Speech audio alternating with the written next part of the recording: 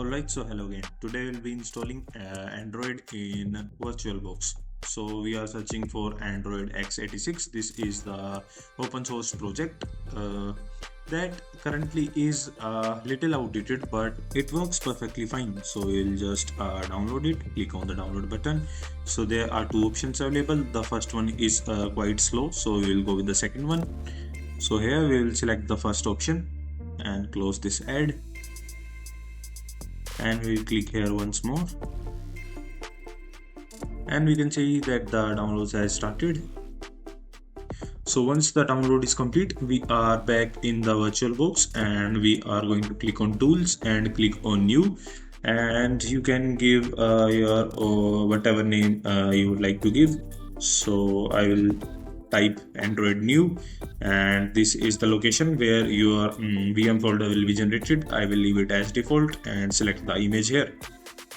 So once I have selected the image, I will click on type.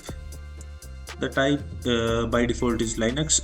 It is good, and we are going to select here other Linux here and 64-bit, and we are now going to click on finish. Now we just right click here, go to settings, and in the settings we are going to select the system settings and go to the processor. You can increase it accordingly. I will select 5 because I have 10 cores in my CPU, and I will give half of it to this. This is my thinking. You can give it according to your available specs, and we just need to select RAM for it. So RAM I will give 4 GB, so that will be 1096 MB, and I will again go to the acceleration tab, select KVM here, and apart from that I will go to the display section and set it to maximum. I will just drag it to full, and here we will select one final thing, and we will select here VBox SVGA, and it will simply show a warning here, but just ignore it and click on OK, and I will start it.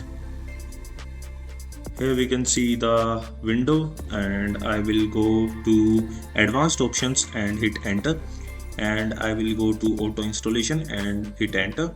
Now it will start the installation process, and I will click on yes and hit enter, and it is formatting the partition. The installation process is quite fast, and I'll click on OK, and now it will hopefully boot up the Android, and here we can see Android has started to load. So now you need to set it up like you set your new phone. I'll click on capture, and I will click on start. So here, if you want to connect to Wi-Fi network, click on see all Wi-Fi networks, and now select this virtual Wi-Fi. This will connect you to your system's internet. Now it shows connected, no internet. It will show internet in some time. Now it says connected. Now it automatically proceeds for the further options.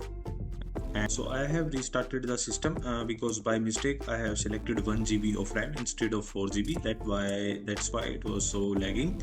And now I will follow all the instruction steps on the screen. Now it says checking for updates. Now I will select don't copy data. Now in name of email we will just keep it for now.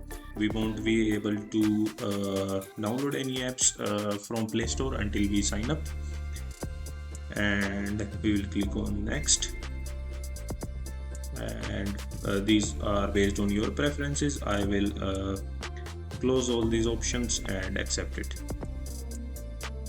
Now I will click on not now, click on skip anyway, and now it will load the main screen. So I will select the default one and click on always, and there we are. I will simply drag from the top, and here we can see this is the notification bar. We can go to the settings, and we can navigate from these 3 buttons, and this is a complete UI. We can go here, we have the Play Store, and we just need to sign in order to download other apps. and we have all these features here. We have photos and all other similar uh, features that are available in real Android. So that was all for this video. Thanks for watching.